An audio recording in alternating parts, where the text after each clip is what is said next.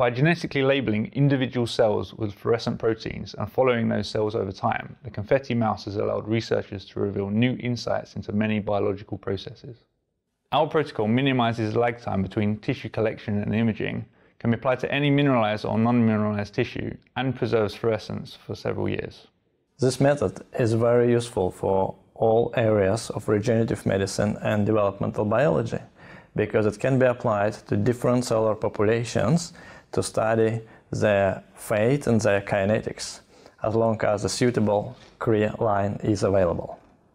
Our step-by-step instructions will demonstrate the most challenging step to distinguish different fluorescent signals emitted by different fluorescent proteins.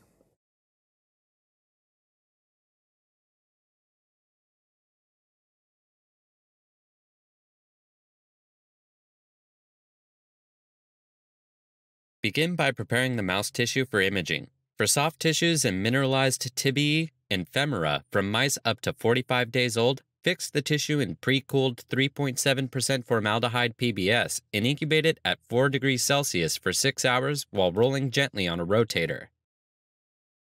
For mineralized tissues such as tibiae and femora from mice over the age of 45 days, prepare 1 liter of 10% EDTA solution with the pH adjusted to 8.05 with sodium hydroxide and dilute the formaldehyde to 3.7% using this solution.